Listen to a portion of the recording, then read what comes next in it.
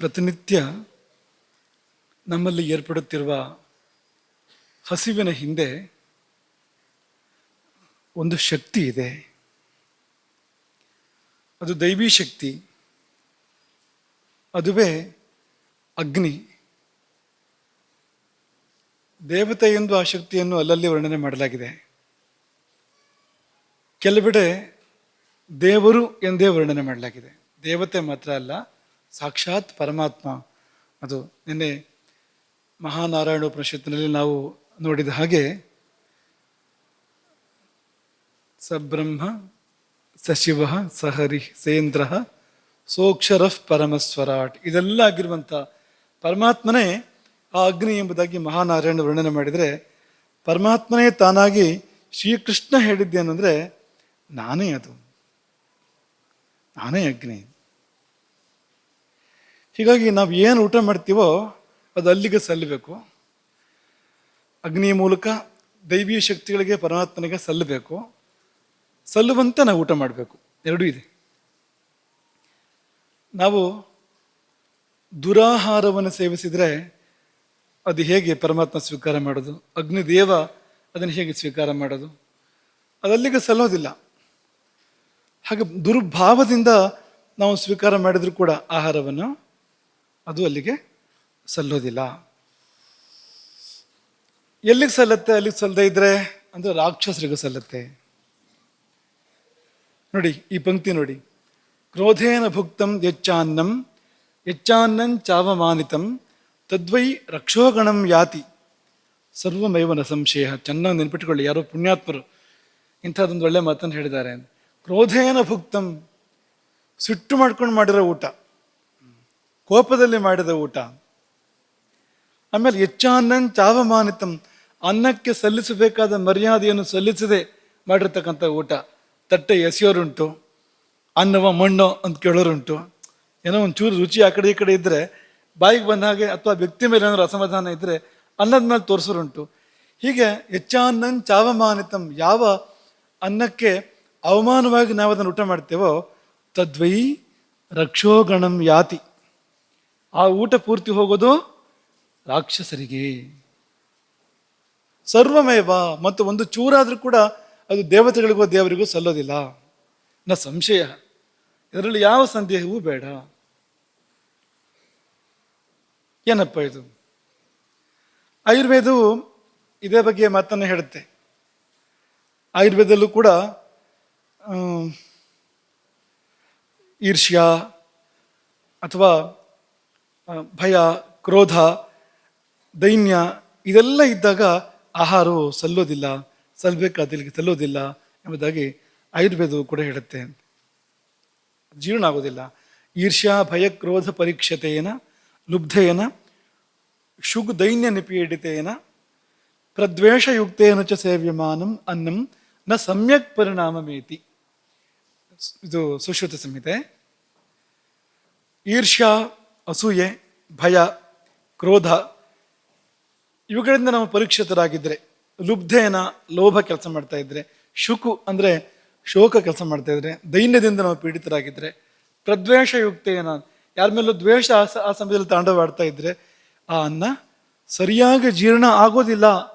ನ ಸಮ್ಯಕ್ ಪರಿಣಾಮಮೇತಿ, ಹೇಗೆ ಪರಿಣಾಮ ಆಗಬೇಕೋ ಹಾಗೆ ಪರಿಣಾಮ ಆಗೋದಿಲ್ಲ. ಅನ್ನ ಹೇಗೆ ಪರಿಣಾಮ ಆಗಬೇಕು ಅಂದರೆ ರಸರಕ್ತ ಮಾಂಸಾದಿ ಧಾತುಗಳಾಗಿ ಪರಿವರ್ತನೆ ಆಗಬೇಕು, ಪಾಪರಹಿತವಾದ ಶುದ್ಧವಾದ ಧಾತುಗಳಾಗಿ ಪರಿವರ್ತನೆ ಆಗಬೇಕು, ಒಳ್ಳೆ ಮನಸ್ಸಾಗಿ ಪರಿವರ್ತನೆ ಆಗಬೇಕು. ಇದ್ಯಾವುದು ಆಗೋದಿಲ್ಲ. ಯಾಕೆಂದರೆ ಅದು ಅಗ್ನಿಯು ಆ ಕಡೆಗೆ ದೇವರು, ಈ ಕಡೆಗೆ ಅನ್ನವೂ ದೇವರು. ಮಧ್ಯೆ ಅವರು ಭಾವ ದುಷ್ಟವಾದಾಗ ತುಂಬ ದೋಷಪ್ರದವಾಗಿ ಪರಿಣಮಿಸುತ್ತೆ ಎರಡು ಕೂಡ.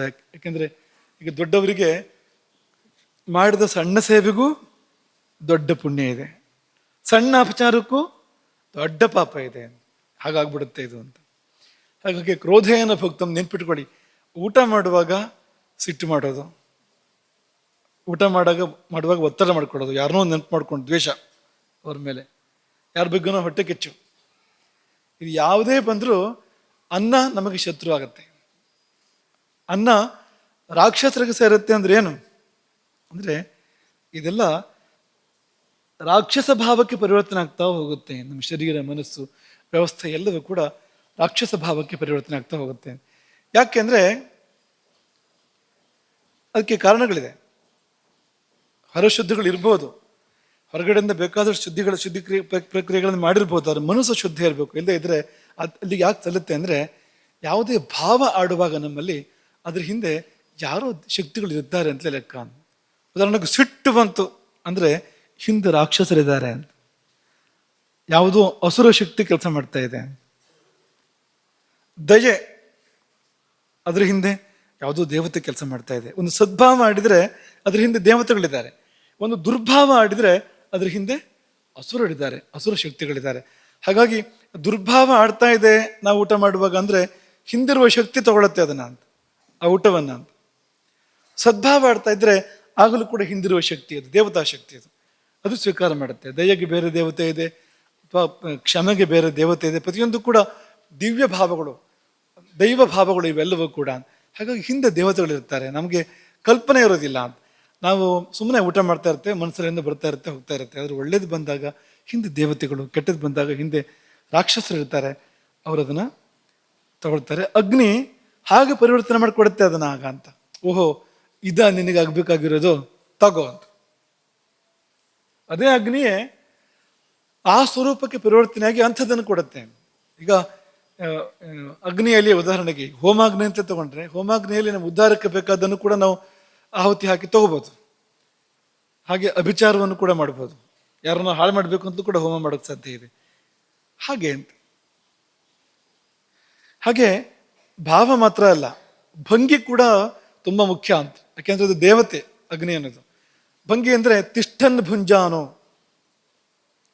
ಯತ್ಕಿಂಚಿತ್ ಪಿಮೌಶ್ಚೈವ ಹಿ ಮಾನವಃ. ನಿಂತು ನಾವು ತಿಂತಾ ಇದ್ರೆ, ಕುಡಿತಾ ಇದ್ರೆ, ರಾಕ್ಷಸೈಸ್ತತ್ ಸಮಾಕ್ರಾಂತಂ ನ ದೇವಾನಾಂ ನ ಪಿತೃಣಾಂ. ನಾವು ನಿಂತು ತಿಂತಾ ಇದ್ರೆ, ಕುಡಿತಾ ಇದ್ರೆ ಅದನ್ನು ತಗೊಳ್ಳಕ್ಕೆ ರಾಕ್ಷಸರು ಕಾಯ್ತಾರೆ, ಅದನ್ನ ಅವ್ರು ತಗೋತಾರೆ. ಸ್ಪಷ್ಟವಾಗಿದೆ ನೋಡಿ, ತಿಷ್ಟನ್ ಭುಂಜಾನೋ ಯತ್ಕಿಂಚಿತು ಪಿಬಂಶ್ಚೈವ ಹಿ ಮಾನವ. ನಿಂತು ಓಡಾಡ್ತಾ ಕುಡಿದು ತಿಂದು ಮಾಡಿದ್ರೆ ಅದು ರಾಕ್ಷಸರಿಗೂ ಸಲ್ಲತ್ತೆ. ಯಾಕೆಂದ್ರೆ ಈ ಈ ಭಂಗಿ ಇದೆಯಲ್ಲ, ಕುಳಿತ ಭಂಗಿ, ಈ ಭಂಗಿ ನಾವು ನಿಮಗೆ ಕುಳಿತ ಭಂಗಿ ಇದೆಯಲ್ಲ, ಇದು ಸತ್ವಗುಣದ ಉದ್ರೇಕಕ್ಕೆ ಕಾರಣ ಆಗುವಂಥದ್ದು ಈ ಭಂಗಿ. ಇದು ರಜಸ್ಸು ತಮಸ್ಸುಗಳ ಹರಿವೆಯನ್ನು ನಿಲ್ಲಿಸತ್ತೆ. ಈ ಅಡ್ಡಡ್ಡ ಕಾಲು ಹೀಗೆ ಬಂದಿದೆ, ಅದೆಲ್ಲ ಏನ್ ಮಾಡುತ್ತೆ ಅಂದ್ರೆ, ಈ ಈ ಬಗ್ಗಿದೆಲ್ಲ, ಸೊಂಟ ಜಾಗದಲ್ಲಿ ಬಗ್ಗಿದೆ, ಮೊಣಕಾಲಿನ ಜಾಗದಲ್ಲಿ ಬಗ್ಗಿದೆ, ಈ ಭಾಗಗಳು ರಜಸ್ಸು ತಮಸ್ಸುಗಳ ಹರಿವೆಯನ್ನು ನಿಲ್ಲಿಸುತ್ತವೆ. ಸತ್ವಗುಣ ಪ್ರಧಾನವಾಗಿ ಕೆಲಸ ಮಾಡುತ್ತೆ ಆ ಸಮಯದಲ್ಲಿ. ಹಾಗೆ ಊಟ ಮಾಡಿದ್ರೆ ಅದು ದೈವಿ ಶಕ್ತಿಗಳಿಗೆ ಸಲ್ಲುವಂಥದ್ದು. ಅದು ಬಿಟ್ಟು ನಿಂತು ಓಡಾಡ್ತಾ ಊಟ ಮಾಡಿದ್ರೆ ರಜಸ್ಸು ತಮಸ್ಸು ಜಾಸ್ತಿ ಕೆಲಸ ಮಾಡುತ್ತೆ. ಅದೇ ರಾಕ್ಷಸರು ಅಂದ್ರೆ ರಜಸ್ಸು, ರಾಜಸಿಕ ತಾಮಸಿಕ ಶಕ್ತಿಗಳು, ಅವ್ರು ತಗೊಳ್ತಾರೆ ಅದನ್ನ. ಹಾಗೆ ಒಂದೊಂದರಲ್ಲೂ ಕೂಡ ಸೂಕ್ಷ್ಮಗಳಿದೆ. ಪ್ರಾಣಾಹುತಿಗಳನ್ನ ಸ್ವೀಕಾರ ಮಾಡಬೇಕಾದ್ರೆ ಪ್ರಾಣಾಯ ಸ್ವಹ, ಅಪಾನಾಯ ಸ್ವಹ.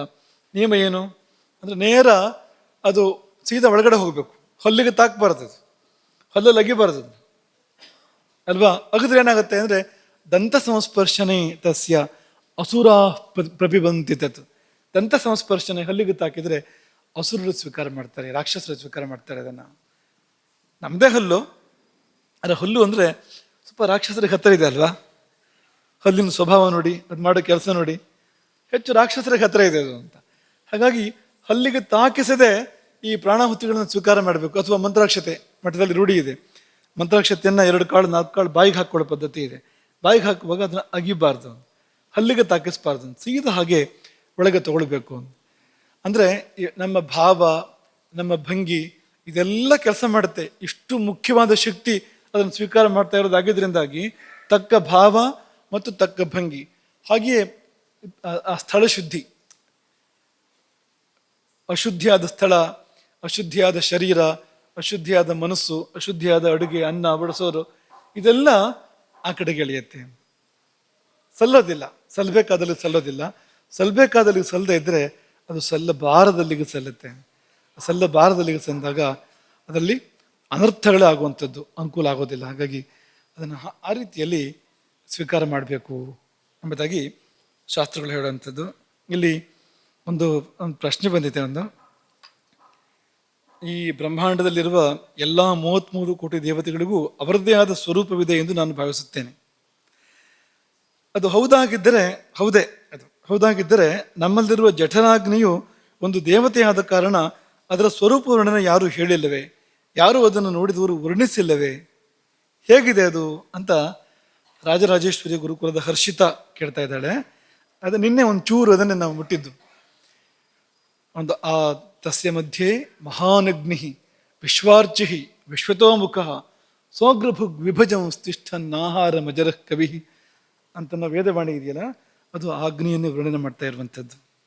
ಅಗ್ನಿ ಅದು ಎಲ್ಲಿದೆ, ಅದು ಹೇಗೆ ಜ್ವಾಲೆಗಳನ್ನು ಚಾಚಿದೆ, ಅದರ ಮಧ್ಯೆ ಇರ್ತಕ್ಕಂಥ ಒಂದು ತೆಳುವಾದ ಎಳೆ, ಅತ್ಯಂತ ಸೂಕ್ಷ್ಮ ಆಗಿರ್ತಕ್ಕಂಥ ಎಳೆ, ಅಲ್ಲಿ ಪರಮಾತ್ಮ ಶಕ್ತಿ ನೆಲೆಸಿರುವಂಥದ್ದು. ಆ ಎಳೆ ಸ್ವರ್ಣವರ್ಣದಿಂದ ಕಂಗೊಳಿಸುವಂಥದ್ದು, ಅದು ಸುಮಾರು ಯಾವ ಥರ ಕಾಣಿಸುತ್ತೆ ಅನ್ನೋದನ್ನೆಲ್ಲ ವರ್ಣನೆ ಮಾಡಿದೆ ನಾರಾಯಣ ಸೂಕ್ತ. ಇದೆಲ್ಲ ಕಂಡವರು ಮಾಡಿದ ವರ್ಣನೆಯೇ. ಅಗ್ನಿ ದೇವತಾ ಸ್ವರೂಪದ ವರ್ಣನೆ ಕೂಡ ಇದೆ.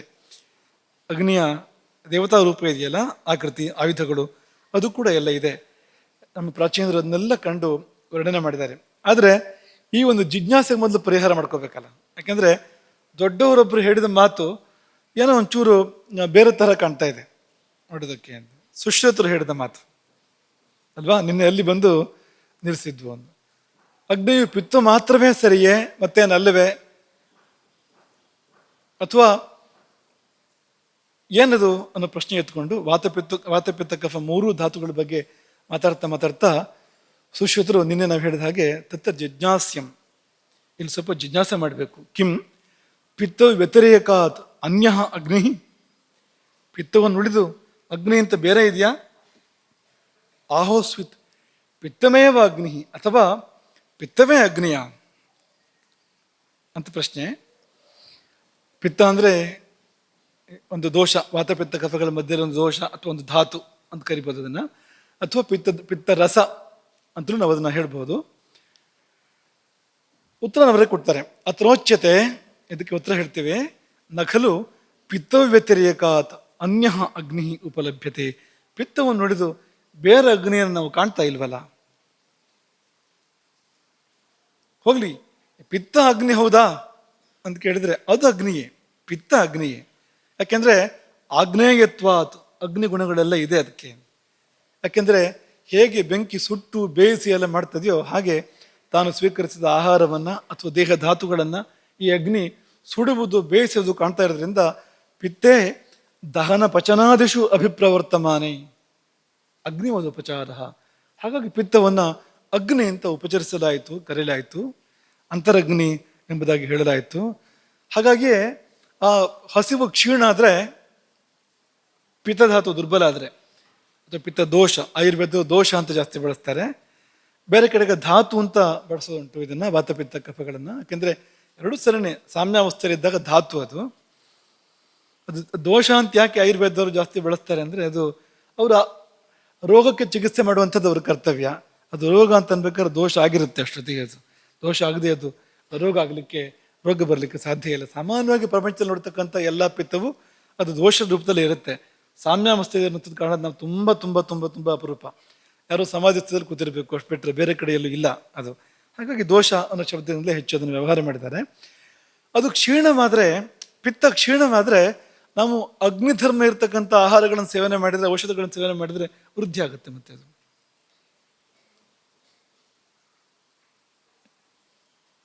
ಅಗ್ನಿ ಮಂದಾದಾಗ ಅಥವಾ ಪಿತ್ತ ಮಂದಾದಾಗ ನಾವು ನಿನ್ನೆ ಹೇಳಿದ ಹಾಗೆ ಶುಂಠಿಯನ್ನೋ ಅಥವಾ ಇಂಗನ್ನೋ ಅಂಥದ್ದನ್ನು ನಾವು ಉಪಯೋಗ ಮಾಡ್ತೇವೆ. ಮಾಡಿದಾಗ ಅದು ವೃದ್ಧಿ ಆಗುತ್ತೆ ಅದು. ಹಾಗೆ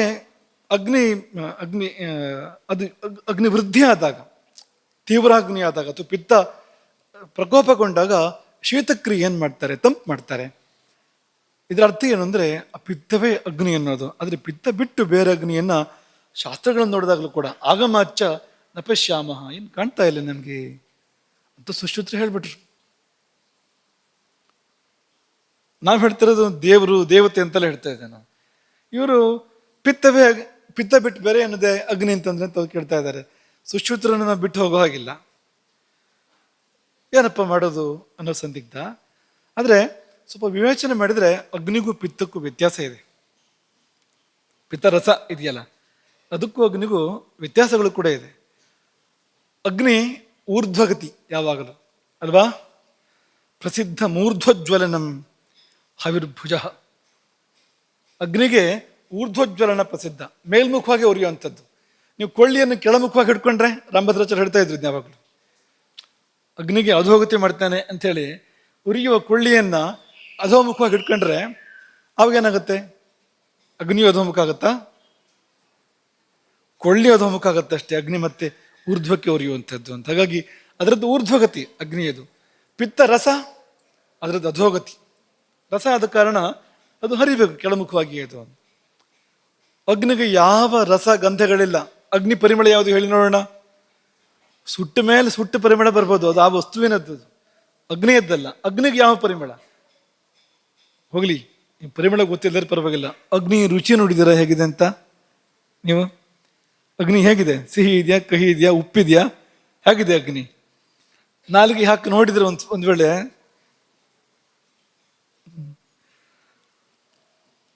ನಾವು ಅಗ್ನಿ ರುಚಿ ನೋಡೋದಲ್ಲ, ಅಗ್ನಿಯೇ ನಾಲ್ಗೆ ರುಚಿ ನೋಡುತ್ತೆ, ಹಾಗಾಗತ್ತೆ ಆಮೇಲೆ ಅಂತ. ಹಾಗಾಗಿ ಅಗ್ನಿಗೆ ರಸವೂ ಇಲ್ಲ, ಗಂಧವೂ ಇಲ್ಲ. ಪಿತ್ತಕ್ಕೆ ಅದೆರಡೂ ಇದೆ. ಪಿತ್ತಕ್ಕೊಂದು ಗಂಧವೂ ಇದೆ, ರಸವೂ ಕೂಡ ಇದೆ. ಅಗ್ನಿ ದ್ರವವೂ ಅಲ್ಲ, ಘನವೂ ಅಲ್ಲ.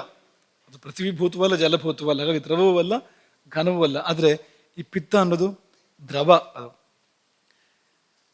ಈ ಪಿತ್ತ ಜೀವ ಇರುವವರಲ್ಲಿ ಮಾತ್ರ ಇರುವಂಥದ್ದು.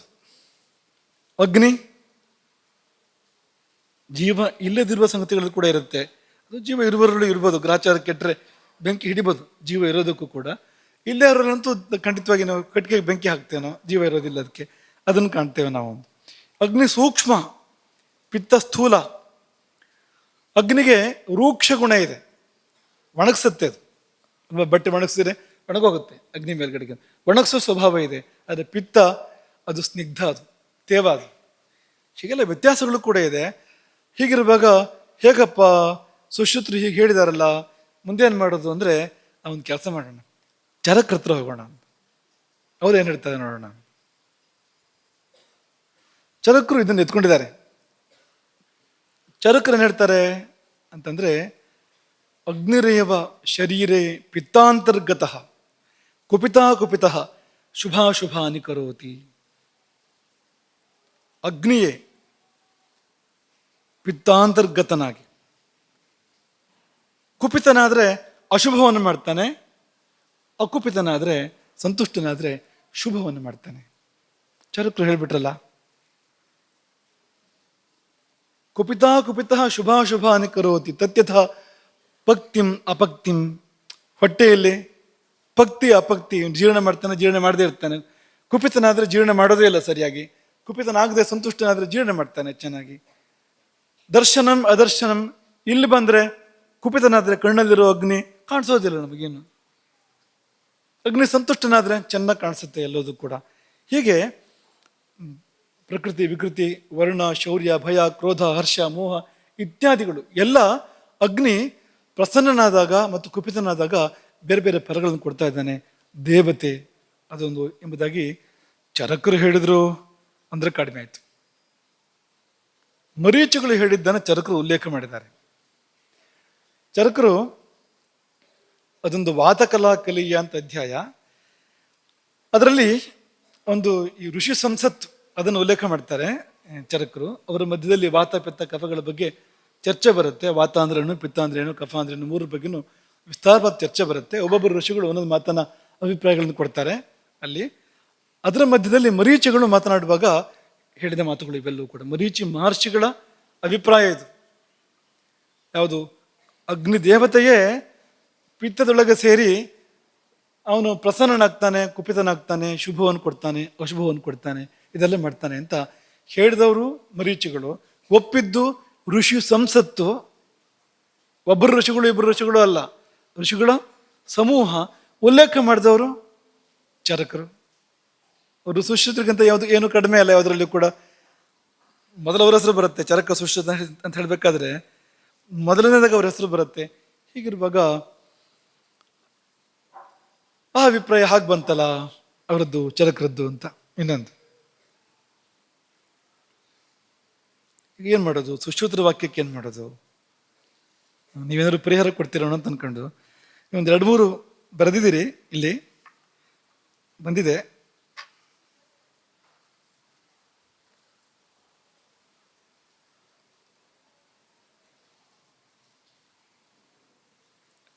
ಇದು ನಮ್ಮ ಮನಸ್ಸಲ್ಲಿದೆ, ನೀವು ಬರೆದಿರೋದು. ಇನ್ನೊಂದು ಕಡೆಗೆ ಸುಶ್ರುತರೇ ಒಂದು ಮಾತನಾಡ್ತಾರೆ, ಬೇರೆ ಒಂದು ಕಡೆಗೆ ಆತುರೋಪಕ್ರಮಣೀಯ ಅಂತ ಒಂದು ಅಧ್ಯಾಯ, ಅಲ್ಲಿ ಸುಶ್ರುತರು ಜಾಠರೋ ಭಗವಾನ್ ಅಗ್ನಿ ಈಶ್ವರ ಅನ್ನಸ್ಯ ಪಾಚಕ, ಅವ್ರದ್ದೇ ಮಾತು. ಜಾಠರ ಅಂದ್ರೆ ನಿಮ್ಗೆ ಸಂದೇಹ ಬೇಡ, ಯಾವ ಅಗ್ನಿ ಬಗ್ಗೆ ಹೇಳ್ತಾ ಇದ್ದಾರೆ, ಅಗ್ನಿಹೋತ್ರದ ಅಗ್ನಿಯೋ ಅಥವಾ ಇನ್ಯಾವುದೋ ಅಗ್ನಿಯೋ ಅದ್ರ ಬಗ್ಗೆ ಹೇಳ್ತಾ ಇರೋದಿಲ್ಲ. ಜಾಠರಹ ಅಂತ ನಮ್ಮ ಹೊಟ್ಟೆಯಲ್ಲಿರ್ತಕ್ಕಂಥ ಅಗ್ನಿ ಏನಿದೆ ಅದು ಭಗವಾನ್, ಭಗವಂತ, ಅದು ಈಶ್ವರ. ಅನ್ನಸ್ಯ ಪಾಚಕ, ಅದೇ ನಮ್ಮ ಶರೀರದ ಜೀರ್ಣಕ್ರಿಯೆಗಳನ್ನು ಮಾಡ್ತಾ ಇರುವಂಥದ್ದು. ಇದು ಒಳ್ಳೆ ಕಥೆ ಆಗೋಯ್ತಲ್ಲ. ಅಲ್ಲಿ ನೋಡಿದ್ರೆ ಪಿತ್ತಕ್ಕಿಂತ ಹೊರತಾಗಿ ಬೇರೆ ಅಗ್ನಿ ಇಲ್ಲ ಅಂತ ಹೇಳಿದ್ರು, ಇಲ್ಲಿ ನೋಡಿದ್ರೆ ಈಶ್ವರ ಅಂತ ಹೇಳ್ತಾರೆ, ಭಗವಂತ ಅಂತ ಹೇಳ್ತಾರೆ. ಏನ್ ಮಾಡೋದು ಈಗ ಅಂತ ಸುಶ್ರುತರನ್ನ ಕೇಳ್ಬೇಡ ಅಂದ್ರೆ ಈಗ ಇವ್ರು ಹಾಗೆ ಸಿಗೋದಿಲ್ಲ. ಧ್ಯಾನಗಿನ ಮಾಡಿದ್ರೆ ಸಿಗ್ತಾರ ಅನ್ನೋ ಗೊತ್ತಿಲ್ಲ, ಆದ್ರೆ ಹೀಗೆ ಸಿಗೋದಿಲ್ಲ. ವಿಳಾಸ ಹುಡ್ಕೊಂಡು ಹೋಗುವಾಗಿಲ್ಲ. ನೀವು ಏನ್ ಮಾಡ್ತೀರಿ ಮತ್ತೆ ಈಗ ಅಂದ್ರೆ, ನೀವೆಲ್ಲ ವಿದ್ಯಾರ್ಥಿಗಳು, ಶಾಸ್ತ್ರಾಧ್ಯಯನ ಮಾಡುವಂಥ ವಿದ್ಯಾರ್ಥಿಗಳಿದ್ದೀರಿ. ನೀವು ಒಬ್ಬರದೇ ಆಚಾರ್ಯ ಹಿಡಿದು 2 ಉಕ್ತಿಗಳು ಪರಸ್ಪರ ವಿರುದ್ಧವಾಗಿ ಬಂದಾಗ ಏನ್ ಮಾಡಬೇಕು ಅಂದ್ರೆ ಸಮನ್ವಯ ಮಾಡ್ಬೇಕು, ಅದನ್ನ ನಯನ ಮಾಡೋದು ಅಂತಲೂ ಕೂಡ ಹೇಳ್ತಾರೆ ಅದನ್ನ ಅಂತ. ಯಾವುದೋ ಒಂದು ಉಕ್ತಿಗೆ ಪ್ರಾಧಾನ್ಯ ಇಟ್ಕೊಂಡು ಅದಕ್ಕೆ ತಕ್ಕಂತೆ ಮತ್ತೊಂದು ಉಕ್ತಿಯನ್ನ ನಯನ ಮಾಡಬೇಕು. ಇದು ಒಬ್ಬರದೇ ಆಚಾರದ ಆದಾಗ ಮಾತ್ರ ಅಂತ ಏನಲ್ಲ. ವೇದಗಳಲ್ಲಿ ಬೇರೆ ಬೇರೆ ಮಾತುಗಳು ಬರ್ಬೋದು, ಸ್ಮೃತಿಯಲ್ಲಿ ಬೇರೆ ಮಾತು ಬರ್ಬೋದು, ಪುರಾಣಗಳಲ್ಲಿ ಬರ್ಬೋದು. ಪರಸ್ಪರ ವಿರುದ್ಧವಾಗಿರ್ತಕ್ಕಂಥ ಪ್ರಾಮಾಣಿಕವಾದ ಉಕ್ತಿಗಳು, ಅವರು ಆ ಮಾತುಗಳು ಪ್ರಮಾಣ ಅದನ್ನು ತೆಗೆದುಹಾಕೋಕ್ಕಾಗೋದಿಲ್ಲ ಅನ್ನೋ ಮಾತುಗಳು ಪರಸ್ಪರ ವಿರುದ್ಧ ಆದಾಗ ಇದರ ಅಭಿಪ್ರಾಯ ಏನು ಮತ್ತು ಇದರ ಅಭಿಪ್ರಾಯ ಏನು ಅನ್ನೋದನ್ನು ನಾವು ತಗೊಳ್ಬೇಕಾಗತ್ತೆ. ಸರಿಯಾಗಿ ತಗೊಂಡಾಗ ನಮಗೆ ಸಮಾಧಾನ ಸಿಗತ್ತೆ. ಈಗ ನಾವು ಒಂದು ವಾಕ್ಯ ಅರ್ಥ ಮಾಡಬೇಕಾದ್ರೆ ಹಿಂದೆ ಮುಂದೆ ನೋಡಬೇಕು.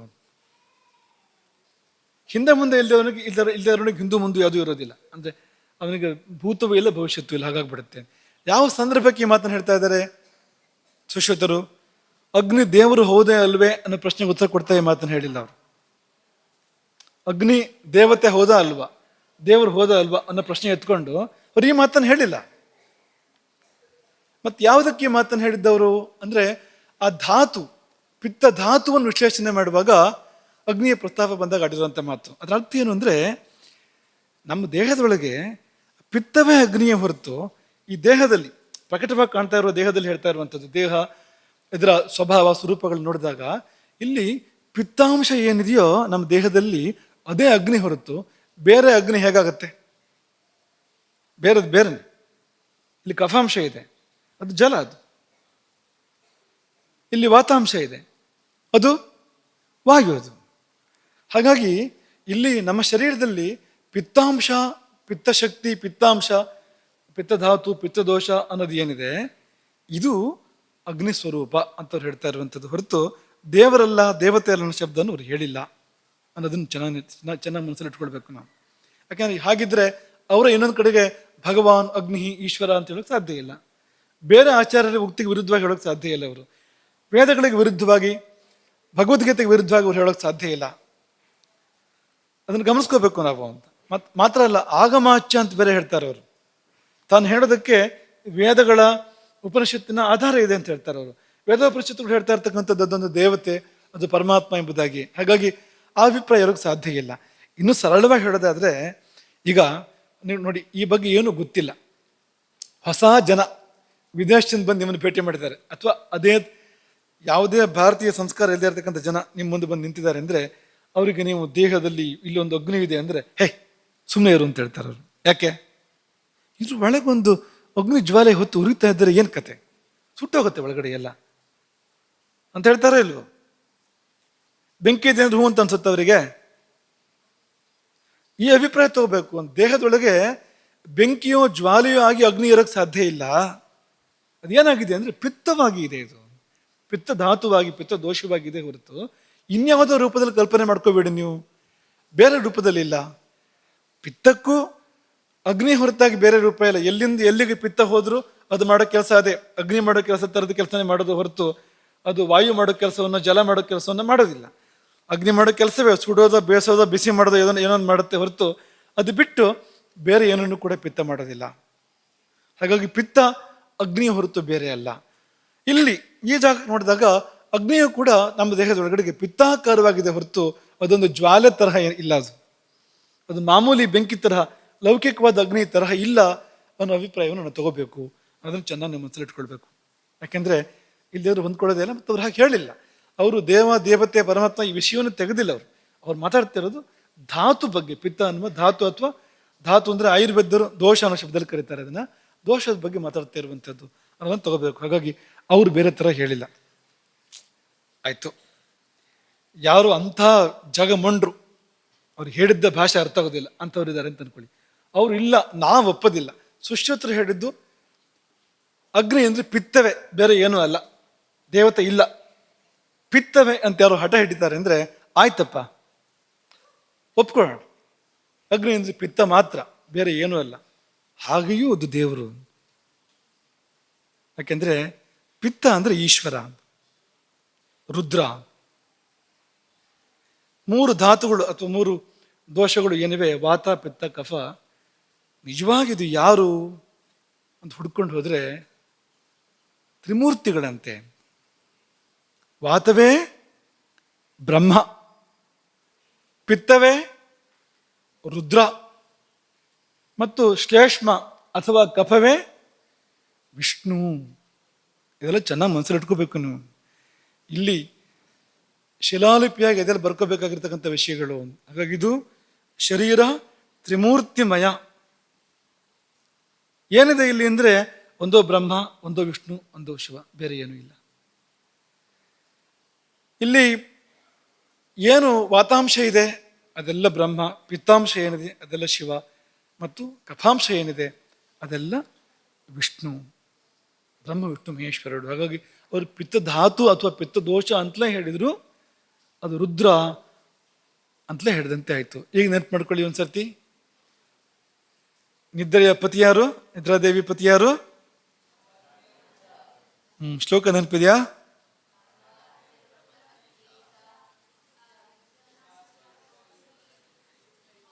ಏನದು ಸರಿಯಾಗಿ ಹೇಳಿ.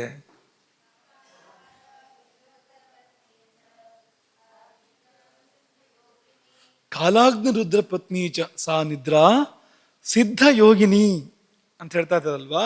ಆಗ್ಲೇ ನಿಮ್ಗೆ ಹೇಳಿದ್ವು, ಈ ರುದ್ರನಿಗೂ ಅಗ್ನಿಗೂ ಏನೋ ಸಂಬಂಧ ಇದೆ.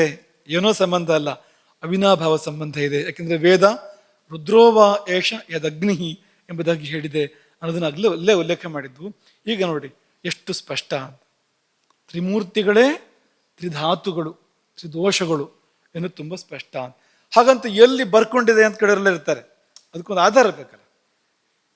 ಯೋಗಿಗಳಲ್ಲಿ ವ್ಯವಹಾರ ಇದೆ, ಜ್ಞಾನಿಗಳಲ್ಲಿ, ಯೋಗಿಗಳಲ್ಲಿ ಈ ರೀತಿ ವ್ಯವಹಾರ ಇದೆ. ಆದರೆ ಪಂಕ್ತಿ ಕೊಡಿ ನಮಗೆ ಅಂತ ಯಾರಾದರೂ ಹಠ ಮಾಡೋದಾದ್ರೆ ಪಂಕ್ತಿ ಕೂಡ ಇದೆ. ವಾತಿಕಾಯಾ ಪತಿ ಬ್ರಹ್ಮ, ಪೈತ್ತಿಕಾಯಾ ತ್ರಿಶೂಲ ಧೃಕ್, ಶ್ಲೈಷ್ಮಿಕಾಯಾ ಪತಿ ವಿಷ್ಣು ವದಂತಿ ಇತಿ ವಿಪಶ್ಚಿತಃ. ನಾಡಿಗಳು ಮೂರು, ಒಂದು ಬ್ರಹ್ಮನಾಡಿ, ಇನ್ನೊಂದು ವಿಷ್ಣು ನಾಡಿ, ಮತ್ತೊಂದು ರುದ್ರನಾಡಿ. ಬ್ರಹ್ಮನಾಡಿ ಯಾವುದು? ವಿಷ್ಣು ನಾಡಿ ಯಾವುದು? ರುದ್ರನಾಡಿ ಯಾವುದು? ಇಡ ಪಿಂಗಲ ಸುಷುಮ್ನ ಅನ್ನುವಾಗ ಪಿಂಗಲ ಅನ್ನೋದು ಪಿತ್ತನಾಡಿ, ರುದ್ರನಾಡಿ, ಅದು ರುದ್ರ ದೇವತೆ, ಅದಕ್ಕೆ ರುದ್ರ ಅಧಿಪತಿ ಅದಕ್ಕೆ. ಹಾಗೆ ವಾತನಾಡಿ ಯಾವುದಿದೆ ಅದಕ್ಕೆ ಅದು ಇಡ, ಅದಕ್ಕೆ ಬ್ರಹ್ಮ. ಹಾಗೆ ಶ್ಲೇಷ್ಮ ನಾಡಿ ಅಥವಾ ಕಫನಾಡಿ ಅಂತ ಏನಿದೆ ವಿಷ್ಣು, ಸುಷುಮ್ನ ನಾಡಿ, ಅದಕ್ಕೆ ಯಾರು ಅಧಿಪತಿ ಅಂದರೆ ವಿಷ್ಣು. ಹೀಗೆ ವಿಪಶ್ಚಿತ ಜ್ಞಾನಗಳು ಹೇಳ್ತಾರೆ ಅಂತ ನಾಡೀ ಜ್ಞಾನ ತರಂಗ ಎನ್ನುವ ಗ್ರಂಥ ಹೇಳುತ್ತೆ. ಈ ಗ್ರಂಥದ ಹೆಸರು ನಾಡೀ ಜ್ಞಾನ ತರಂಗ. ಈ ಗ್ರಂಥದಲ್ಲಿ ನಾಡಿಗಳ ಬಗ್ಗೆ ಎಲ್ಲ ವಿವರಗಳು ಇರುವಂಥದ್ದು. ವಾತಿಕಾಯ ಅಂದರೆ ವಾತಪ್ರಧಾನವಾಗಿರ್ತಕ್ಕಂಥ ನಾಡಿ, ಇಡಾನಾಡಿ ಯಾವುದಿದೆ ಅದರ ಪತಿ ಬ್ರಹ್ಮ. ಪೈತ್ತಿಕಾಯ ಪಿತ್ತನಾಡಿಯ ಅಧಿಪತಿ ತ್ರಿಶೂಲ ಧೃಕ್, ಶೂಲಧಾರಿಯಾಗಿರ್ತಕ್ಕಂಥ ಶಿವ. ಶ್ಲೈಷ್ಮಿಕಾ ಅಂದರೆ ಶ್ಲೇಷ್ಮ ನಾಡಿ, ಅದರ ಅಧಿಪತಿ ಯಾರಪ್ಪ ಅಂದರೆ ವಿಷ್ಣು ಅಂತ. ಇನ್ನು ಯೋಗ ರತ್ನಾಕರ ಅಂತ ಯೋಗಶಾಸ್ತ್ರದ ಇನ್ನೊಂದು ಗ್ರಂಥ. ನೇರವಾಗಿ ಕೂತ್ಕೊಳ್ಳಿ ಮಕ್ಕಳು. ಅದರಲ್ಲಿ ಕೂಡ ಇದೇ ಮಾತನ್ನ ಇನ್ನೂ ನೇರವಾಗಿ ಹೇಳುತ್ತೆ. ವಾತನಾಡಿ ಭವೇದ್ ಬ್ರಹ್ಮ, ಪಿತ್ತನಾಡಿ ಚ ಶಂಕರ, ಶ್ಲೇಷ್ಮನಾಡಿ ಭವೇದ್ ವಿಷ್ಣು, ತ್ರಿದೇವ ನಾಡಿ ಸಂಸ್ಥಿತಾ. ತ್ರಿದೇವಾಹ, ಈ ಮೂರು ದೇವತೆಗಳು ಆಯಾ ನಾಡಿಗಳಲ್ಲಿ ನೆಲೆಸಿದ್ದಾರೆ. ಆಯಾ ನಾಡಿಗಳಲ್ಲಿ ಮತ್ತು ಆಯಾ ನಾಡಿಗಳಲ್ಲಿ ನೆಲೆಸಿರೋದು ಅರ್ಥ ಏನು? ಆಯಾ ಧಾತುಗಳಲ್ಲಿ, ಆಯಾ ದೋಷಗಳಲ್ಲಿ ಅವರು ನೆಲೆಸಿದ್ದಾರೆ. ಯೋಗ ರತ್ನಾಕರದ ಪಂಕ್ತಿ ಇದು. ಹಾಗೆ ಇನ್ನೊಂದು ಕಡೆಗೆ ಇದನ್ನೇ ಹೇಳ್ತಾರೆ, ವಾತಸ್ತು ಬ್ರಹ್ಮಣೋ ರೂಪಂ. ಇದು ನೇರವಾಗಿ ನಾಡಿ ಅಂತಲ್ಲ, ಧಾತುವನ್ನು ನೇರವಾಗಿ ಹೇಳ್ತಾ ಇರುವಂಥದ್ದು. ವಾತಸ್ತು ಬ್ರಹ್ಮಣೋ ರೂಪಂ, ಪಿತ್ತಂ ರುದ್ರಸ್ವರೂಪಕಂ, ಶ್ಲೇಷ್ಮ ವಿಷ್ಣು ಸಮಾಖ್ಯಾತಃ, ಕಥಿತೇಯಂ ಗುಣಸ್ಥಿತಿ. ಸ್ಪಷ್ಟವಾಗಿ ಹೇಳಿದೆ. ವಾತಸ್ತು ಬ್ರಹ್ಮಣೋ ರೂಪಂ, ಪಿತ್ತಂ ರುದ್ರಸ್ವರೂಪಕಂ, ಶ್ಲೇಷ್ಮ ವಿಷ್ಣು ಸಮಾಖ್ಯಾತಃ, ಕಥಿತೇಯಂ ಗುಣಸ್ಥಿತಿ.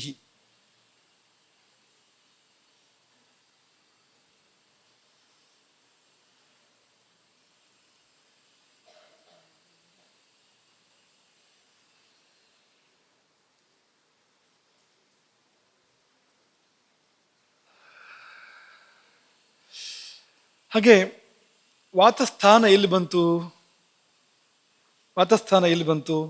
ಎಲ್ಲಿಂದ ಎಲ್ಲಿವರೆಗೆ ವಾತಸ್ಥಾನ ಗೊತ್ತಾ ನಿಮ್ಗೆ? ಅಲ್ವಾ?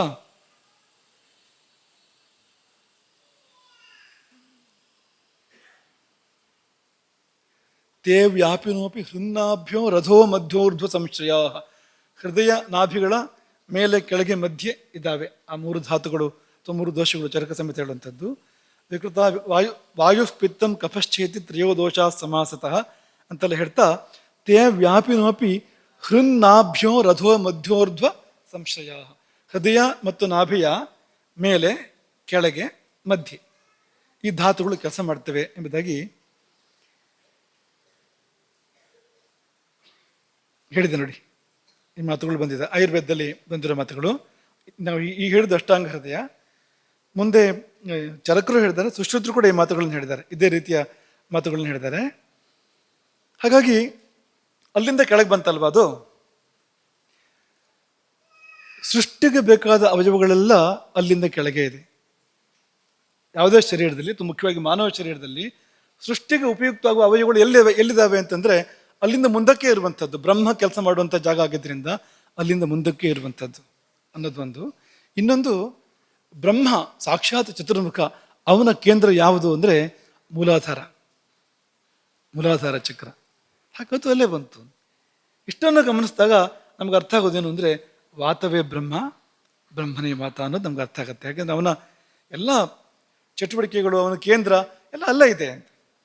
ಅಲ್ಲಿಂದ ಮುಂದಕ್ಕೆ ನಾಭಿ ಪರಿಸರಕ್ಕೆ ಬಂದ್ವು, ನಾವೀಗ ಮೇಲಕ್ಕೆ ಬಂದ್ವು.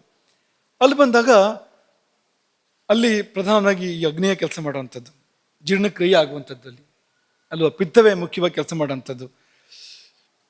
ಪಿತ್ತಂ ವನ್ಹಿ, ಅದೇ ಕೆಲಸ ಮಾಡುವಂಥದ್ದು.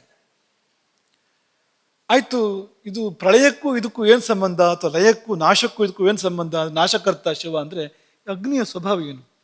ಸುಟ್ಟು ನಾಶ ಮಾಡುತ್ತೆ ಅದು ಏನನ್ನು, ಎಲ್ಲವನ್ನು ಕೂಡ. ಸುಡುವಿಕೆ ಅನ್ನೋದು ಅಗ್ನಿಗೆ ಸಂಬಂಧಪಟ್ಟಿರ್ತಕ್ಕಂಥದ್ದು. ಹಾಗಾಗಿ ಈ ಅಗ್ನಿ, ಸುಡುವ ಅಗ್ನಿ ಇಲ್ಲಿ ಇರೋದ್ರಿಂದ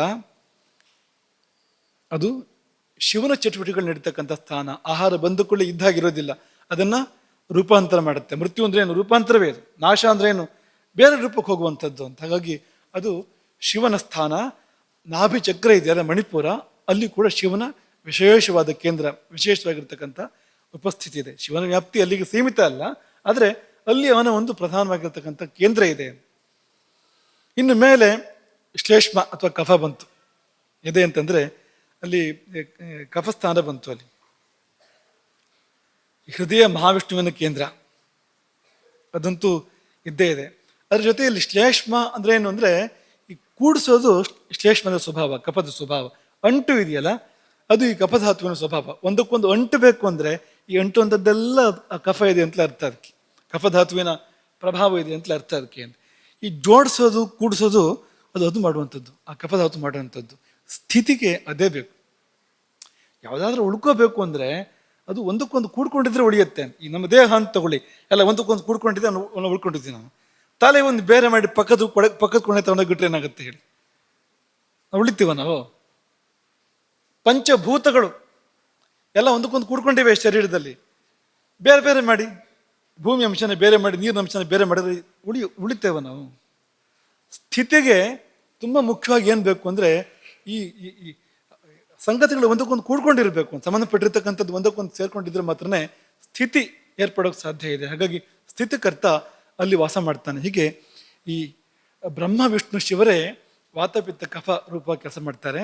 ಪಿತ್ತ ಅಂದರೆ ಸಾಕು ನಮಗೆ, ಅದು ಈಶ್ವರ ಅಂತಲೇ ಅರ್ಥ. ಅದಕ್ಕೆ ನಾವು ಅದನ್ನು ಪೂಜೆ ಮಾಡ್ಬೋದು, ತೊಂದರೆ ಏನೂ ಇಲ್ಲ ಅಂತ. ಹಾಗೆ ಸುಶ್ರುತರೆ ಇನ್ನೊಂದು ಕಡೆಗೆ ಅದನ್ನು ದೇವತಾ ಸ್ವರೂಪದಲ್ಲಿ ಭಾವಿಸ್ತಾರೆ, ಮತ್ತೊಂದು ಕಡೆಗೆ ಅವರು ಕೊಂಡಾಡ್ತಾರೆ. ವಿಸರ್ಗಾದಾನ ವಿಕ್ಷೇಪೈ ಸೋಮ ಸೂರ್ಯಾನಿಲ ಯಥಾ ಧಾರ್ಯಂತಿ ಜಗದ್ದೇಹಂ ಕಫ ಪಿತ್ತಾನಿಲ ತಥಾ. ವಿಸರ್ಗ ಆದಾನ ವಿಕ್ಷೇಪ ಅಂತ ಅದರ ವಿಸ್ತಾರಕ್ಕೆ ಇನ್ನೊಂದು ಸತಿ ಹೋಗೋಣ. ಅದು ಸೃಷ್ಟಿ ಮಂಡಲದಲ್ಲಿ ಸೋಮ ಸೂರ್ಯ ಅನಿಲ ಈ 3 ಜನ ಹೇಗೆ ಕೆಲಸ ಮಾಡ್ತಾರೋ ಅದೇ ರೀತಿಯಲ್ಲಿ ಈ ಕಫ ಪಿತ್ತ ಮತ್ತು ವಾತಗಳು ಕೆಲಸ ಮಾಡ್ತವೆ. ಅದಕ್ಕೆ ಇರ್ತಕ್ಕಂಥ ಹೋಲಿಕೆಯನ್ನು, ಕಫ ಅಂದರೆ ಸೋಮ, ಪಿತ್ತ ಅಂದರೆ ಸೂರ್ಯನೇ ಅಗ್ನಿ, ಸೂರ್ಯ ಅಗ್ನಿ ತುಂಬ ಏನು ಬೇರೆ ಏನಲ್ಲ. ಹಾಗೆ ಅನಿಲ ಅಂದರೆ ಅದಕ್ಕೂ ಅನಿಲನೇ, ವಾಯುವೆ ಎಂಬುದಾಗಿ ಹೇಳುವಂಥದ್ದು. ಚರಕರು ಒಂದು ಕಡೆಗೆ ಈ ವಾತಧಾತುವನ್ನು ವಾಯುವನ್ನು ವರ್ಣನೆ ಮಾಡ್ತಾ ಮಾಡ್ತಾ ಭಗವಂತ ಅಂತ ಹೇಳ್ಬಿಟ್ಟಿದ್ದಾರೆ ಅವರು. ಅದೇ ವಾತಕಲಾಕಲಿಯ ಅಧ್ಯಾಯದಲ್ಲಿ ಸಹಿ ಭಗವಾನ್ ಪ್ರಭವಶ್ಚ ಅವ್ಯಯಶ್ಚ ಭೂತಾನಾಂ ಭಾವಾಭಾವಕರಃ ಸುಖಾಸುಖಯೋರ್ ವಿಧಾತ ಮೃತ್ಯು ಯಮಃ ನಿಯಂತ ಪ್ರಜಾಪತಿ ಅದಿತಿ ವಿಶ್ವಕರ್ಮ ವಿಶ್ವರೂಪ ಸರ್ವಗಃ ಸರ್ವತಂತ್ರಾಣಾಂ ವಿಧಾತ ಅಂತ ಹೀಗೆಲ್ಲ ಹೇಳಿ ಮುಂದಕ್ಕೆ ವಿಭು ವಿಷ್ಣು ಕಾಂತ ಲೋಕಾನಾಂ, ಲೋಕವನ್ನೆಲ್ಲ ವ್ಯಾಪಿಸಿರ್ತಕ್ಕಂಥವನು, ವಾಯುರೇವ ಭಗವಾನ್, ಇನ್ನೊಂದು ಧಾತು ಬಗ್ಗೆ ಹೇಳ್ತಾ ಇರುವಂಥದ್ದವರು. ಹಾಗಾಗಿ ಇದೆಲ್ಲ ಭಗವತ್ ಸ್ವರೂಪ ಅನ್ನೋದು ಆಚಾರ್ಯರ ಅಭಿಮತ ಅಂತ. ಇಷ್ಟನ್ನು ಇಟ್ಕೊಳ್ಳೋಣ. ಇದರಲ್ಲಿ ಒಂದು ದೃಷ್ಟಾಂತ ಈ ಸಮಯದಲ್ಲಿ ನಿಮಗೆ 1-2 ದೃಷ್ಟಾಂತ ಹೇಳಕ್ಕೆ ಬಯಸ್ತೇನೆ ನಿಮಗೆ. ಇದು ಕೇವಲ ಪಿತ್ತ ಅನ್ನುವಂಥದ್ದೊಂದು ಭೌತಿಕವಾದ ಸಂಗತಿ, ಇದು ಅದರಲ್ಲಿ ದೇವತಾತ್ಮಕ ಅಲ್ಲ ಅಂತಾದರೆ ಈ ಮುಂದಿನ ಉದಾಹರಣೆ, ಮುಂದಿನ ದೃಷ್ಟಾಂತ ಹೊಂದ್ಕೊಳ್ಳೋದಿಲ್ಲ ಅದಕ್ಕೆ. ಇದು ಜ್ಞಾನದೇವ ಅಥವಾ ಜ್ಞಾನೇಶ್ವರ, ಗೊತ್ತಲ್ವ ನಿಮಗೆ? ಸಂತಶ್ರೇಷ್ಠರು ಎಲ್ಲಿಯವರು ಇವರು? ಯಾವ ಪ್ರದೇಶದವರು ಗೊತ್ತಿಲ್ವಾ? ತಿಳ್ಕೊಂಡು ಹೇಳಿ ಹಂಗಾದ್ರೆ. ಅಣ್ಣ ನಿವೃತ್ತಿನಾಥ, ಇವರ ಅಣ್ಣ ನಿವೃತ್ತಿನಾಥ, ತಮ್ಮ ಸೋಪಾನದೇವ, ತಂಗಿ ಮುಕ್ತಾಬಾಯಿ, 4 ಇವರು. 4 ಸಿದ್ಧ ಪುರುಷರು. ಇವರೆಲ್ಲರೂ ಕೂಡ ಮಹಾತ್ಮರೇ ಹೋದು ಅಂತ. ಊರು ಗೊತ್ತಿಲ್ವಾ? ಗೊತ್ತಾಯ್ತಾ? ಹೇಳಿ. ಜೋರಾಗಿ ಹೇಳಬೇಕು.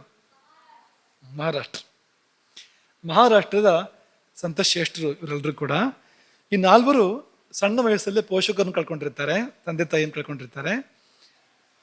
ಏನು ದುರ್ದೈವ, ಸಮಾಜದ ದುರ್ದೈವ ಅದು. ಇವರನ್ನು ಬಹಿಷ್ಕರಿಸತ್ತೆ ಸಮಾಜ, ಇವರನ್ನು ಹೊರಗಿಡುತ್ತೆ. ಅದು ಹಾಗೆ ಆಗುತ್ತೆ, ಯಾಕೆಂದರೆ ನಮ್ಮ ಯೋಗ್ಯತೆಗೆ ಮೀರಿದ ವಸ್ತುವನ್ನು ನಾವು ಇಟ್ಕೊಳ್ಳೋಕೆ ಆಗೋದಿಲ್ಲ. ಒಂದು ಅದೇ ದೂರ ಹೋಗುತ್ತೆ ಅಥವಾ ನಾವೇ ದೂರ ಕಳಿಸ್ತೀವಿ, 2ರಲ್ಲಿ ಒಂದು ಆಗುತ್ತೆ. ಅದು ಇಟ್ಕೊಳ್ಳೋಕೆ ಆಗಬೇಕಲ್ಲ ಅಂತ, ಆಗೋದಿಲ್ಲ ಅಂತ. ಹೀಗೆ ಸಮಾಜ ಬಹಿಷ್ಕರಿಸಿದ್ರಿಂದ ಈ ಮಕ್ಕಳು ತೀವ್ರ ಬಡತನ ಮತ್ತು ಕಷ್ಟದ ಜೀವನವನ್ನು ನಡೆಸ್ತಾ ಇದ್ರಂತೆ. ಆ ಸಮಯದಲ್ಲಿ ಒಂದಿನ ಏನಾಯ್ತು ಅಂತಂದರೆ, ಈ ತಂಗಿ ಮುಕ್ತಾಬಾಯಿಗೆ ಮಂಡಿಗೆ ಮಾಡಬೇಕು, ತಿನ್ನಬೇಕು ಅಂತ ಆಸೆ ಆಯಿತು. ಆದರೆ ಮಂಡಿಗೆ ಮಾಡಕ್ಕೆ ಬೇಕಾದಂಥ ಕಟ್ಟಿಗೆ ಇಲ್ಲ, ಹಂಚು ಇಲ್ಲ. ಈ ಮಂಡಿಗೆ ಕಾಯಿಸೋ ಹಂಚು, ಬೇಯಿಸೋ ಹಂಚು ಇದೆಯಲ್ಲ, ಹಂಚು ಕೂಡ ಇಲ್ಲ, ಮತ್ತು ಕಟ್ಟಿಗೆ ಕೂಡ ಇಲ್ಲ.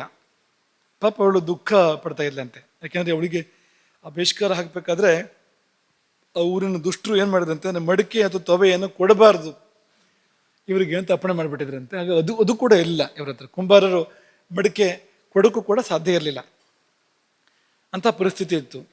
ಮುಕ್ತಾಬಾಯಿ ಬೇಸರದಿಂದ ಕಣ್ಣೀರು ಹಾಕ್ತಾ ಇದ್ದಿದ್ದನ್ನು ಜ್ಞಾನದೇವ ನೋಡ್ತಾರೆ. ಅವರು ತಂಗಿಗೆ ಹೇಳ್ತಾರೆ, ಅಳಬೇಡ ತಂಗಿ, ನಿನಗೆ ರೊಟ್ಟಿ ಮಾಡಲಿಕ್ಕೆ ನಾನು ವ್ಯವಸ್ಥೆ ಮಾಡಿಕೊಡ್ತೇನೆ ಎಂಬುದಾಗಿ ಅಭಯ ನೀಡಿ, ಮಾಡಿದ್ದೇನು ಅಂದರೆ ತನ್ನೊಳಗೆ ಅಗ್ನಿಯನ್ನು ಜಾಗೃತ ಮಾಡ್ತಾರೆ ಅವರು. ಇದೇ ಅಂತರಗ್ನಿ ಅಥವಾ ಕಾಯಾಗ್ನಿ ಅಂತ ಏನು ಹೇಳ್ತೇವೆ ನಾವು, ಇದನ್ನು ಜಾಗೃತ ಮಾಡ್ತಾರೆ ಅವರು. ಜಾಗೃತ ಮಾಡಿದ್ರ ಪರಿಣಾಮ ಅವರ ಬೆನ್ನು ವಿಪರೀತ ಬಿಸಿಯಾಗಿ ಕಾದ ಹೆಂಚಿನಂತೆ ಕೆಂಪಾಯಿತು. ಎಷ್ಟರ ಮಟ್ಟಿಗೆ ಅಂದ್ರೆ ಅದರ ಮೇಲೆ ರೊಟ್ಟಿ ಮಾಡ್ಬೋದು, ಆ ಮಟ್ಟಕ್ಕದು ಬಿಸಿ ಆಯ್ತಂತೆ. ಮುಕ್ತಾ ಬಾಯಿಗೆ ಅವ್ರು ಹೇಳ್ತಾರೆ, ಮುಕ್ತಾ ನನ್ನ ಬೆನ್ನ ಮೇಲೆ ಹಿಟ್ಟು ಹಾಕಿ ರೊಟ್ಟಿ ಸುಡು ಈಗ. ಹಾಗೆ ರೊಟ್ಟಿ ಮಾಡಿದ್ಲು ಅವಳು ಎಂಬುದಾಗಿ ಈ ದೃಷ್ಟಾಂತ ಇರುವಂಥದ್ದು. ಈ ದೃಷ್ಟಾಂತಕ್ಕೆ ಔಚಿತ್ಯ ಬರೋದು ಯಾವಾಗ ಅಂದರೆ, ಈ ಅಗ್ನಿ ಮತ್ತದರ ಮಹಿಮೆ ಅದು ನಮ್ಮೊಳಗಿದೆ, ಇದೆಲ್ಲ ಸತ್ಯವಾದ ಮಾತ್ರವೇ ಈ ದೃಷ್ಟಾಂತಕ್ಕೊಂದು ಅರ್ಥ ಬರುವಂಥದ್ದು. ಅದು ತ್ರಿಮೂರ್ತಿಗಳಲ್ಲಿ ಒಂದು ಅನ್ನುವಾಗ ಅದು ನಮ್ಮೊಳಗಿರ್ತಕ್ಕಂಥ ಅಗ್ನಿ ಇದೆಯಲ್ಲ, ಅದೇ ರುದ್ರದೇವ ಪ್ರಳಯ ಕಾಲದಲ್ಲಿ ತನ್ನ ನೇತ್ರಾಗ್ನಿಯಿಂದ ಪ್ರಪಂಚವನ್ನು ಸುಡುವಂಥ ರುದ್ರಶಕ್ತಿ ಅದು ಅನ್ನೋದು ನಮ್ಮ ಮನಸ್ಸಿಗೆ ಬಂದಾಗ ಅಸಾಧ್ಯವಾಗಿದ್ದು ಯಾವುದೂ ಇಲ್ಲ. ಅದಕ್ಕೆ ಆ ಅಗ್ನಿಯನ್ನು ಜಾಗೃತ ಮಾಡ್ಕೊಂಡು ಏನು ಬೇಕಾದರೂ ಕೂಡ ಮಾಡಬಹುದು ಅಂತ. ಹಾಗೊಂದು ಇನ್ನೊಂದು ದೃಷ್ಟಾಂತವನ್ನು ಕೂಡ ಹೇಳ್ತಾರೆ. ಒಬ್ಬ ಒಬ್ಬ ಒಬ್ಬ ಮಹಾತ್ಮರನ್ನ ನಿಮ್ಮ ಜೊತೆ ಕೂತ್ಕೊಂಡು ನಾನು ಯಾಕೆ ಊಟ ಮಾಡಬಾರ್ದು ಅಂತ ಇನ್ನೊಬ್ಬ ಸಾಮಾನ್ಯ ಕೇಳ್ತಾನೆ. ಆಗೋದಿಲ್ಲ ಅಂತವ್ರು ಹೇಳ್ತಾರೆ, ಸಾಧ್ಯ ಇಲ್ಲ, ಮಾಡಬಾರ್ದು ಅಂತಲ್ಲ, ಮಾಡೋಕೆ ಆಗೋದಿಲ್ಲ. ಯಾಕೆ ಆಗೋದಿಲ್ಲ ನೋಡಿ ಬಿಡ್ತೀನಿ ನಾನು, ಆಯ್ತು ಬಾ ಕೂತ್ಕೋ ನಾವು ಊಟ ಮಾಡುವಾಗ ಅಂತ. ಆದರೆ ಬಂದು ಕೂತ್ಕೊಳ್ಳೋಕೆ ಹೋದ್ರೆ ಆ ಬಿಸಿಗೆ ಹತ್ರ ಹೋಗೋಕೆ ಸಾಧ್ಯ ಆಗಲಿಲ್ಲ. ಆ ಬಿಸಿ ಹೇಗಿತ್ತು ಅಂದರೆ, ಅಕ್ಕಪಕ್ಕ ಬಿಸಿ ಹೇಗೆ ಹರಡಿತ್ತು ಅಂದರೆ ಅದರಿಂದಲೇ ಹತ್ರ ಹೋಗೋಕೆ ಸಾಧ್ಯ ಆಗಲಿಲ್ಲ. ಅಂದ್ರೆ ಏನು ಅಂದರೆ ಇದು ಇದರದ್ದೇ ಪ್ರತಾಪ, ಇದು ಈ ಅಗ್ನಿಯದ್ದೇ ಪ್ರತಾಪ ಹೊರತು ಬೇರೆ ಏನೂ ಅಲ್ಲ. ಹಾಗೆ ಇನ್ನೊಂದು ತುಂಬ ಪ್ರಸಿದ್ಧವಾದ ದೃಷ್ಟಾಂತ ಇದೆ, ನಿಮಗೆಲ್ಲ ಗೊತ್ತಿರೋಂಥದ್ದು. ಪಾರ್ವತಿ ಹಿಂದಿನ ಜನ್ಮ ಯಾವುದು? ಪಾರ್ವತಿ. ಸತ್ಯವತಿಗೆ ಯಾಕೆ ಹೋಗ್ಬಿಟ್ರಿ ನೀವು? ಸತೀದೇವಿ. ಸತೀದೇವಿ ಸತೀದೇವಿ ನಿರ್ಯಾಣ ಹೇಗಾಗತ್ತೆ ಅಲ್ವಾ? ದಕ್ಷ ಯಜ್ಞದಲ್ಲಿ ಆಕೆ ಭಾಗವಹಿಸ್ತಾಳೆ. ತನ್ನ ತಂದೆ ದಕ್ಷ ಅವನು ಯಜ್ಞ ಮಾಡ್ತಾ ಇರ್ತಾನೆ, ಆ ಯಜ್ಞದಲ್ಲಿ ಆಕೆ ಭಾಗವಹಿಸ್ತಾಳೆ. ಆ ಯಜ್ಞದಲ್ಲಿ ಈಶ್ವರನಿಗೆ ಆಹುತಿ ಇಲ್ಲ, ಶಿವನಿಗೆ ಆವಿರ್ಭಾಗ ಇಲ್ಲ. ಅವಳಿಗೆ ವ್ಯಥೆ ಆಗತ್ತೆ, ದುಃಖ ಆಗತ್ತೆ. ಅವಳಿಗೆ ದುಃಖ ಆಗಿ ಏನು ಮಾಡ್ತಾಳೆ ಅವಳು ಅಂದರೆ, ವಿಷಯ ಸರಿಯಾಗಿ ಗೊತ್ತಿಲ್ಲದೆ ಇರೋರು ಅಲ್ಲಿ ಹೋಗಿ ಹೋಮದ ಕುಂಡಕ್ಕೆ ಹಾರ್ಕೊಂಡ್ಲು ಅಂತ ಹೇಳೋದುಂಟು. ಹಾಗೆಲ್ಲ ಅಲ್ಲ ಅದು, ಯಾಕೆಂದ್ರೆ ಹಾರಿ ಎತ್ಬಿಡ್ತಾ ಇದ್ರು ಅಲ್ಲಿರೋರೆಲ್ಲರೂ ಸೇರ್ಕೊಂಡು. ಅದಲ್ಲ ಅದು, ತನ್ನೊಳಗೆ ಆಕೆ ಯೋಗಾಗ್ನಿಯನ್ನು ಜಾಗೃತಗೊಳಿಸ್ಕೊಂಡು ತನ್ನ ದೇಹವನ್ನು ತಾನೇ ದಹನ ಮಾಡಿದಳು ಎಂಬುದಾಗಿ ತಾನೇ ಹೇಳೋದು ಅಲ್ಲಿ. ಹಾಗಾಗಿ ಇದು ಬರೇ ಪಿತ್ತದ್ರವ ಪಿತ್ತರಸವ ಅಂತೆಲ್ಲ ಆದರೆ ಇದೆಲ್ಲ ಆಗೋದಿಲ್ಲ. ಇಷ್ಟೆಲ್ಲ ಆಗಬೇಕು ಅಂದರೆ ಅದರಲ್ಲಿ ಭೌತಿಕವಾದಕ್ಕಿಂತ ಹೆಚ್ಚಿನ ಮಹತ್ವ ಇರಬೇಕು. ಅದೇ ಅಗ್ನಿದೇವ ಅಥವಾ ರುದ್ರದೇವ. ಇನ್ನೂ ಮುಂದಕ್ಕೆ ಹೋದರೆ ಅದೇ ಆತ್ಮಾಗ್ನಿ, ಪರಮಾತ್ಮಾಗ್ನಿ, ಅಲ್ಲಿವರೆಗೆ ವ್ಯಾಪ್ತಿ ಇದೆ. ಹಾಗಾಗಿ ಅದನ್ನು ಮನಸ್ಸಲ್ಲಿ ಇಟ್ಕೊಂಡು ನಾವು ವ್ಯವಹಾರ ಮಾಡಬೇಕು. ವ್ಯವಹಾರ ಮತ್ತು ಅಭ್ಯವಹಾರ ಗೊತ್ತೇ ಶಬ್ದ?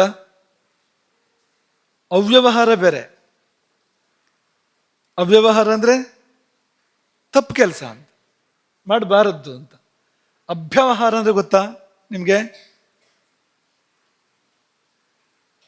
ಭೋಜನಕ್ಕೆ ಇನ್ನೊಂದು ಶಬ್ದ ಅಭ್ಯವಹಾರ ಅಂತ, ನೆನ್ಪಿಟ್ಕೊಳ್ಳಿ ಇದನ್ನು ಚೆನ್ನಾಗಿ. ಅದೇ ಹೃ ಧಾತುವೆ ಅದರಿಂದ ಬಂದಿರೋಂಥದ್ದು. ಅಭಿ ಅವ ಎರಡು ಉಪಸರ್ಗ ಸೇರಿದೆ.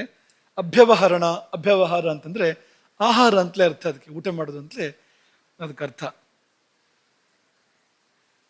ಹಾಗಾಗಿ ವ್ಯವಹಾರ ಅಂತಂದ್ರೆ ಅಭ್ಯವಹಾರ ಮಾಡುವಾಗ ಅಂದರೆ ಆಹಾರ ತಗೊಳ್ಳುವಾಗ ತುಂಬ ಜಾಗ್ರತೆ. ಅದು ಒಳಗಡೆ ನನ್ನೊಳಗೆ ಅಗ್ನಿ ಇದ್ದಾನೆ, ನನ್ನೊಳಗೆ ಪರಮಾತ್ಮ ಅಗ್ನಿ ಇದ್ದಾನೆ, ನನ್ನೊಳಗೆ ಸಾಕ್ಷಾತ್ ಶ್ರೀ ರುದ್ರದೇವ ಮಣಿಪುರ ಸ್ಥಾನದಲ್ಲಿ ನೆಲೆ ನಿಂತು ಅವನು ಇದನ್ನು ಸ್ವೀಕಾರ ಮಾಡ್ತಾನೆ.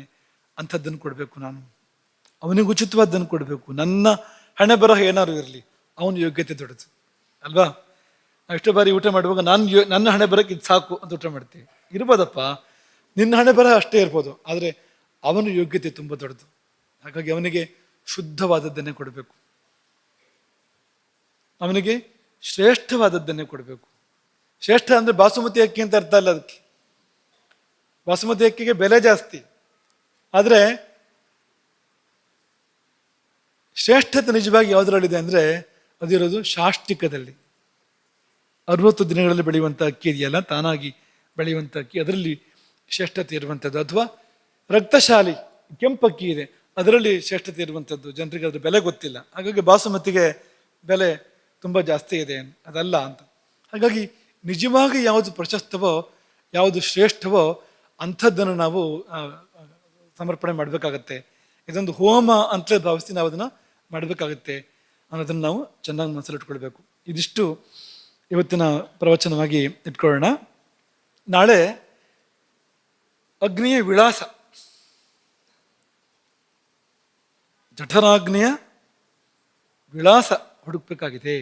ಅದೇ ಎಲ್ಲಿ ಅಗ್ನಿಸ್ಥಾನ ಯಾವುದು, ಅದರಲ್ಲಿ ಕೂಡ ಜಠರಾಗ್ನಿಯ ಸ್ಥಾನ ಯಾವುದು, ಮತ್ತು ಎಲ್ಲೆಲ್ಲಿ ಈ ಅಗ್ನಿ ಇರೋಕ್ಕೆ ಸಾಧ್ಯ ಇದೆ, ಯಾವ್ಯಾವ ರೂಪದಲ್ಲಿ ಇರೋಕ್ಕೆ ಸಾಧ್ಯ ಇದೆ ಇತ್ಯಾದಿಗಳನ್ನೆಲ್ಲ ಮುಂದಿನ ಭಾಗದಲ್ಲಿ ನೋಡೋಣ. ಮುಖ್ಯವಾಗಿ ಈ ಅಗ್ನಿಯ ನೆಲೆಯನ್ನು ಮುಂದಿನ ಪಾಠದಲ್ಲಿ ಗಮನಿಸೋಣ. ಹರೇ ರಾಮ.